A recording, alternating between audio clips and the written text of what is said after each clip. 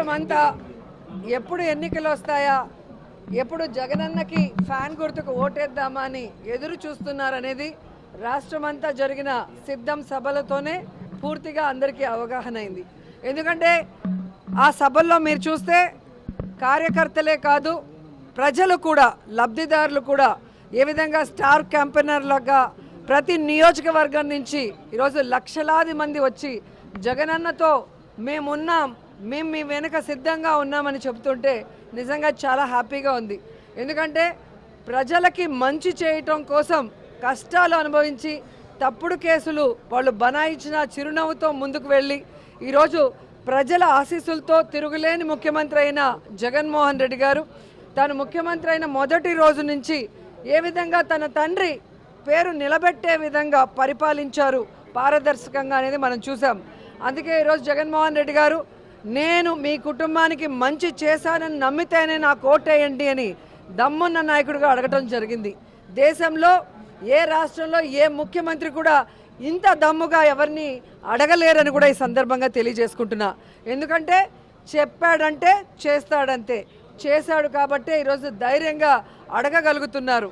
So ఈరోజు ఎన్నికలు సమీపించాయి, code వచ్చేసింది. సో జగన్మోహన్ రెడ్డి గారు 27వ తేదీ ఇడుపులపాయలో రాజశేఖర్ రెడ్డి గారికి నివాళులు అర్పించి ఆయన ఆశీస్సులతో మరి బస్సు యాత్ర స్టార్ట్ చేయబోతున్నారు.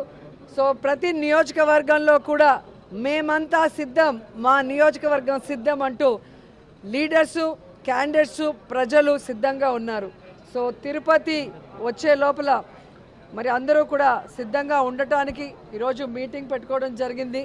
చిత్తూరు ఆరు పూలతలపట్ల ఒక మీటింగు, అలాగే కాళహస్త్రి ఆరు నాయుడుపేటలో ఒక మీటింగు ఈ జిల్లాకి, పాత జిల్లాకి సంబంధించి అని చెప్పడం జరిగింది. సో మా కాన్స్టిట్యున్సీలో అందరూ అప్పుడే రెడీగా ఉన్నారు. ఎందుకంటే మొన్నే మీరు చూశారు, లక్షలాది మంది వచ్చినా కూడా ఇంకా మమ్మల్ని పిలవలేదు, మమ్మల్ని తీసుకెళ్ళలేదని. అదేంటో కానీ ఏ సినిమా యాక్టర్కి లేని క్రేజు జగనన్నకుంది. అది రియల్ హీరో. సో ఆయన చేసిన మంచి పనులు, ఆయన చేసిన సంక్షేమం, ఆయన చేసిన డెవలప్మెంటే ఈరోజు జగనన్న వెనక మేము సిద్ధమంటూ అందరూ ముందుకొచ్చారు. సో మళ్ళీ ప్రజలకు ఏం చేయబోతున్నానో మేనిఫెస్టో రిలీజ్ చేయబోతున్నారంటే ప్రతి ఒక్కరూ ఆతృతగా ఎదురు చూస్తున్నారు. ఎందుకంటే చెప్పిన ప్రతి వాగ్దానాన్ని నెరవేర్చిన జగన్మోహన్ రెడ్డి గారు మళ్ళీ రాబోయే ఎన్నికలకి కొత్తగా ఏం చెబుతారు, ఆయన చెప్పాడంటే చేస్తాడన్న నమ్మకంతో ఎదురు చూస్తున్నారు. కానీ చంద్రబాబు నాయుడు అండ్కో ఏదైతే ఒక టీం ఉందో, గత ఎన్నికల్లో మీరు చూసారు 2014లో వీళ్ళు కలిసి వచ్చారు. ఏ విధంగా ప్రజల్ని మోసం చేసి అధికారంలోకి వచ్చాక ప్రజల్ని గాలికి వదిలేసి ఏ విధంగా రాష్ట్రాన్ని అప్పుల్లో ముంచేశారో ఈ రాష్ట్ర ప్రజలు ఇంకా మర్చిపోలేదు. సో ఆ ముగ్గురు మళ్ళీ కలిసి వచ్చి ఈరోజు ఏదైనా మేనిఫెస్టో రిలీజ్ చేసినా ఎవ్వరూ కూడా నమ్మే పరిస్థితిలో లేరు. ఎందుకంటే ఇదే తిరుపతిలో వెంకన్న సాక్షిగా ప్రత్యేక హోదా ఇస్తామన్నారు, వెంకన్న సాక్షిగా బాబు వస్తే జాబ్ వస్తుందన్నారు, వెంకన్న సాక్షిగా ఎన్నో చెప్పారు. ఆ వెంకన్నకే ఈరోజు శటగోపం పెట్టాలన్న ప్రయత్నం చేస్తున్న వీళ్ళకి ఖచ్చితంగా వెంకన్న బుద్ధి చెప్తారు అని కూడా ఈ సందర్భంగా తెలియజేసుకుంటున్నా.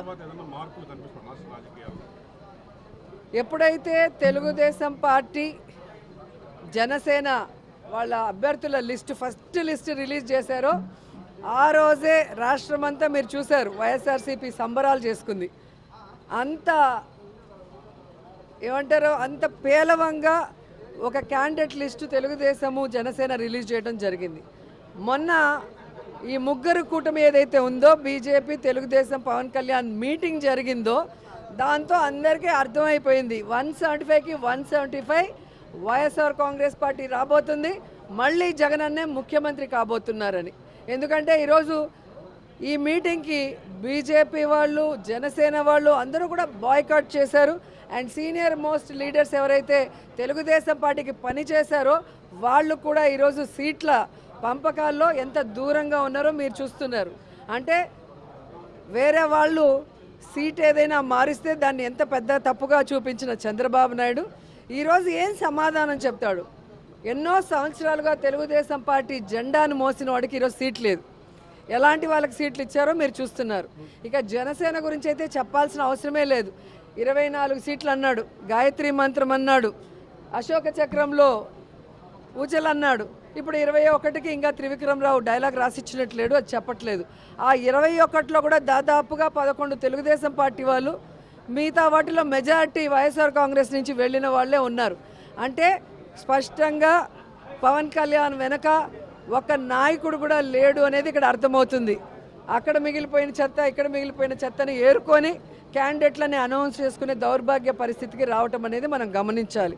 అండ్ ఈరోజు సీట్ల పంపకాలు కూడా కాన్స్టిట్యున్సీలు, ఎంపీలు కానీ ఎమ్మెల్యేలు మీరు చూస్తే ఎవరెవరికి ఏం అలాట్ చేస్తారో మీకు పూర్తిగా అర్థమైపోతుంది. చంద్రబాబు నాయుడు బీజేపీని, జనసేనను మోసం చెయ్యాలి అన్న ఆలోచనతో సీట్ల పంపకాలు ఎలా చేశాడు, ఆ సీట్లలో కూడా తన అభ్యర్థుల్ని ఎలా పంపించి పెట్టుకున్నాడో చూశారు. కాబట్టి ఒకరికి ఒకరు పడక మొత్తం ఆ కూటమి అంతా జీరో అవుతుంది. ఇప్పుడు ఆపరేషన్ లేకుండానే మోకాళ్లకు ప్లాస్మా ట్రీట్మెంట్, మీ ఆర్థోపెటిక్ సమస్యలన్నిటికీ రోబోటిక్ టెక్నాలజీ ద్వారా తక్కువ ఖర్చుతో శాశ్వత పరిష్కారం, ఫ్రీ కన్సల్టేషన్, ప్రతి ట్రీట్మెంట్ పై 20% డిస్కౌంట్. ఈ ఆఫర్ కొద్ది రోజులు మాత్రమే, త్వరపడండి. V9 hospitals 9281465842.